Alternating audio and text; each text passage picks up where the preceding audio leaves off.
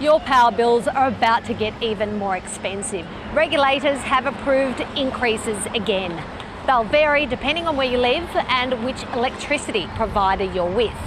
For consumers and even the most seasoned energy observers, it'll be a shock to the system. Certainly since the regulated prices were reintroduced in 2019, these are the biggest increases that we've seen.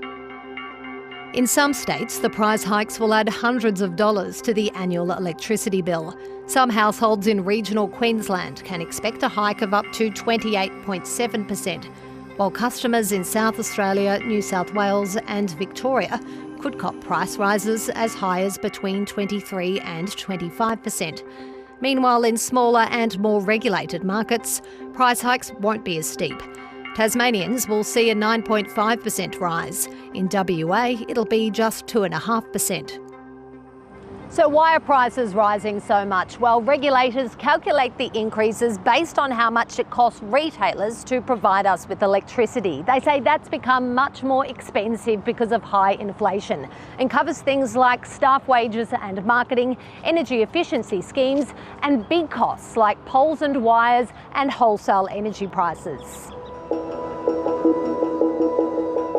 The way electricity is supplied varies dramatically across the country. In some cases it's a lot of coal and gas and wind and solar. In some cases it's all more hydro. And that has a big impact on price increases, and so that's why they vary a lot. We also have cases where the government is the only supplier.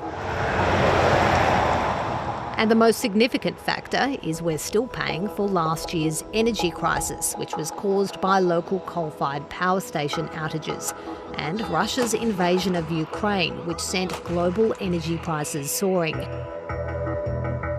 The peak body for energy retailers says those costs must be recovered. The majority of the issues that occurred in the wholesale market last year were in the first half of this financial year, so between June and October. Retailers largely protected customers from those price increases that occurred in the wholesale price. We're starting to see those filter through into contracts now. The price increases apply to what's known as default offers. They act as a benchmark for electricity prices nationally. Customers are typically put on these contracts when they don't ask for a better offer. It's really important that the regulator sets that price at a rate that enables retailers to recover their costs. That allows retailers to offer those other market offers to other customers.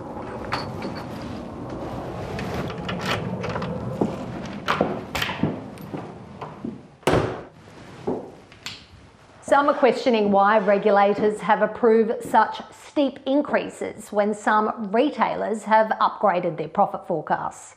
They're not saying in their numbers that they see prices going down very much. Now, that will be a bit of a tussle between them and the regulator, I am sure. In states with multiple retailers, you might be able to get a better deal, but experts say that's getting tougher. Retailers can also charge more for electricity used at different times of the day. The cost of gas has also gone up, with bills in some states increasing by as much as 30%. That's important because gas is known as a price setter in the electricity market. And gas power generation is used when there's not enough coal, the wind isn't blowing, sun isn't shining. So as a consequence of that, when gas is called upon, it is an expensive source of electricity, and that tends to push up the prices. Regulators say energy bills would have been even higher if the federal government hadn't capped wholesale coal and gas prices at the end of last year. Cold comfort for those struggling to afford to keep the heater on this winter. The latest increases have put the spotlight on the Albanese government's election promise to lower energy bills by 2025. The government is providing some relief under a package announced in the May budget by giving 5 million households a one-off payment to cope with higher power prices. Chris Bowen is the Minister for Climate Change and Energy. I spoke with him earlier. Chris Bowen, welcome to 7:30. Great to be back, Sarah. Now, you campaigned on a promise of lowering electricity prices by 2025. Are you prepared to repeat that commitment and promise here? Certainly. We were elected with a mandate to increase the proportion of renewables in our electricity grid because that's better for emissions and better for bills, and we're 100% committed to doing that. And yes, the modelling showed the impact of that policy by 2025. Yes, of course, we are dealing with very difficult international circumstances, but we're not walking away from the agenda on which we were elected. That's the agenda. What about the commitment to lower prices by 2025? Well, as I said, we're not walking away from our commitment to get more renewables into the system. And yes, they are the cheapest form of energy available, the cheapest form of energy that's ever been available. And that does mean that power prices will be lower than they otherwise would be, absolutely. How many households do you estimate will not receive power bill relief? The power bill relief that we put through last year, which had two parts, of course, the coal and gas caps, which applies to everyone. That throws through every single energy user in Australia, whether they be households or businesses. So the answer to that part is none, because that applies to everyone. In terms of the rebates that we've negotiated with the states, they apply to around 5 million households across the country. How many households does that leave out? I mean, how many households are going to be struggling with these new high prices without the benefit of rebates? Well, those rebates are targeted to those who need it the most. It's a means-tested rebate, which has been negotiated on a state-by-state basis or jurisdiction by jurisdiction. And that has taken what would have been increases of around 50% to, in some jurisdictions, actual bill decreases, actual bill cuts, which we are delivering. In other cases, much smaller bill increases. Yes, it doesn't apply to everyone. The coal and gas caps do apply to everyone. I mean, that has reduced power prices compared to what they would have been for every single Australian. We were opposed in doing that in the House of Representatives and the Senate. That was a controversial move, but it was an absolutely essential one. So that has delivered real relief to everyone. We recognise there's more to do. It's a short-term plan. We also have medium and longer-term plans to take the pressure off bills as well. Let's talk about that group of people. It's a very large group of, let's say, middle Australians. We're talking about a $500 to $1,000 increase in energy costs for people who are already struggling with cost pressures. Now, the Labor government came to power with broad support from middle Australia. How much is this going to hurt you politically? Well, I'm not a political commentator, Sarah. I'm a policymaker. No, but you are a politician as well, as a policymaker. Well, yes, that is undeniable. That is absolutely true. But I'm primarily a policymaker, not a commentator, and it's my job to put the right policies before the government and the parliament and the people, and that's exactly the job I'm getting on with doing. So, yes, there'll be all sorts of free commentary from an opposition that took 4 gigawatts of dispatchable power out of the system and only put 1 gigawatt on, which has led to, in no small measure, a lot of the pressures we're dealing with now. But to your question about the politics, Sarah, I think many Australians look at this and know that the previous government left a mess, that there were 22 failed energy policies. They know that energy prices are under pressure right around the world, but they see a government being honest about it. But we've also taken action with the intervention that we brought about last year, which was a very substantial and controversial intervention, but was absolutely necessary for all the reasons you're correctly identifying.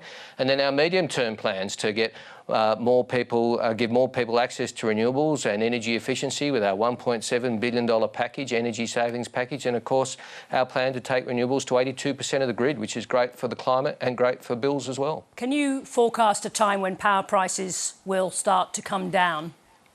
Well, of course, power prices are fluctuating internationally. There's a lot of pressure coming out of Europe at the moment. There's a lot of changes in the European situation with the war in Ukraine, which we're monitoring closely, and we'll provide further updates, of course, on that as we can. But very clearly, the policy agenda indicates getting more renewables into the system, backed up by storage and by firming, which is absolutely essential, is the best way of seeing the cheapest possible energy prices in very difficult international circumstances. Does that mean that we should gear ourselves up for future price rises, further price rises? Well, let's see what happens in Ukraine and Russia.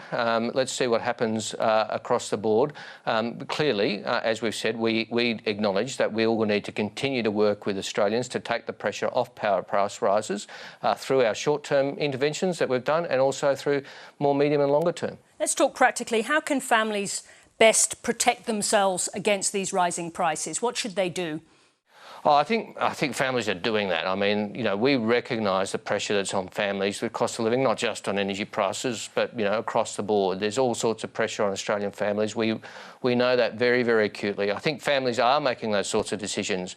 I know the demand for solar is absolutely massive. You can reduce your power bill very substantially by putting solar panels on your roof. Batteries are very expensive. That's assuming you've got the money to put those panels on your roof. Let's talk about those people we're talking about facing those increases now without the capacity to move to solar in the short term. What advice do you have for them in the short term? Well, I'm running through the options that you asked me about, Sarah, which is what options are available to families. And yes, things like solar panels and batteries are a big cost, but there is also support there through our $1.7 billion energy savings package. A number of firms are very active in providing, you know, no interest loans or very low interest loans to do that. It's not everybody's answer, but it's a very important part of the mix. Of course, families are looking at all sorts of decisions to reduce their energy costs. Energy efficiency is very important. Again, that's part of our household energy savings plan.